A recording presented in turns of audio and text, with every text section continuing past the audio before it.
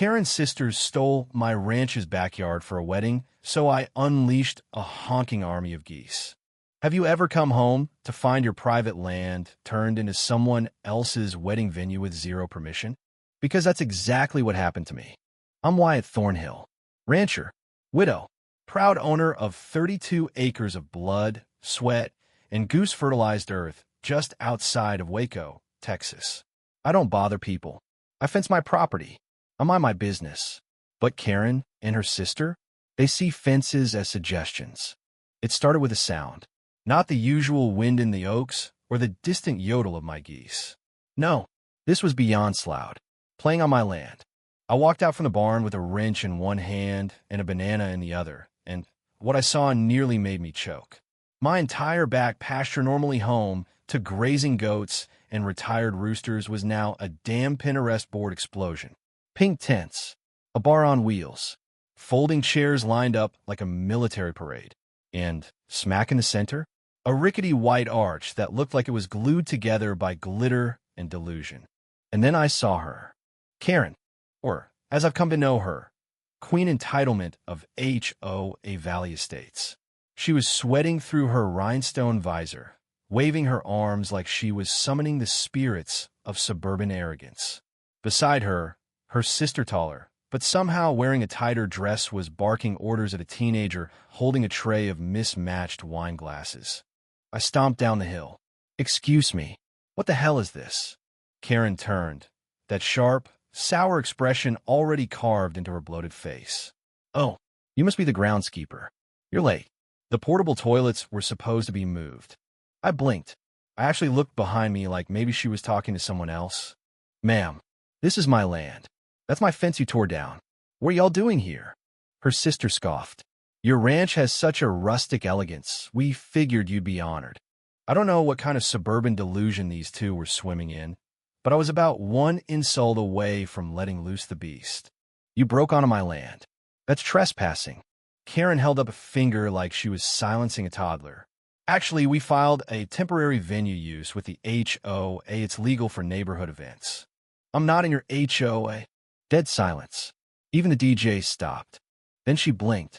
"Well, the rest of the neighborhood is. It's practically shared land." "Lady," I said, "you are standing on a deeded ranch that's been in my family since 1892. There's no HOA no clause, no cosmic force that give you the right to hijack it for your cousin-loving wedding circus. And here's the part that made me really see red." She winked. "Well, it's a little too late to cancel now, sugar. Guests are arriving. Be a gentleman." I smiled. I really smiled. Because sometimes justice doesn't come from the courts. Sometimes it comes in flapping wings, webbed feet, and 126 decibels of weaponized honking. I turned on my heel, walked back up the ridge, and whistled 3 sharp blasts. From a barn came a thunder. My geese. 22 of them. Names like Thunder, Marshmallow, Apocalypse, Goosezilla, and Sweet Linda. Trained, territorial, and deeply traumatized by years of HOA leaf blower noise. I had raised them since goslings. Not pets, not decorations, defenders. By the time I turned back around, the first wave was already storming the aisle. Goosezilla hit the mimosa tower like a feathered wrecking ball. Marshmallow flipped a gift table. And Sweet Linda? She chased Karen's sister straight into the ditch by the fence line, veil and all. Screams. Real guttural, Sunday morning horror movie screams. Karen tried to hold her ground, flapping her arms like some furious peacock, shouting, "This is an attack. This is a hate crime against women." But geese don't care about your Pinterest board, especially not when you cover their favorite dust bath spot with glitter confetti and folding chairs. I stood, watching from the porch, arms crossed, chewing my banana. That's when the first twist hit. Deputy Maynard pulled up, sirens off, lights spinning. I called him 5 minutes earlier with one sentence. "Wedding trespassers in the West Field.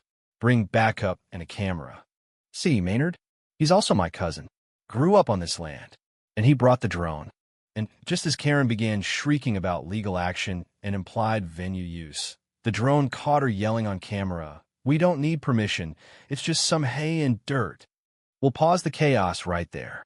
Because what happened next, what Karen did to try and stop the footage from spreading, was so low, so desperate.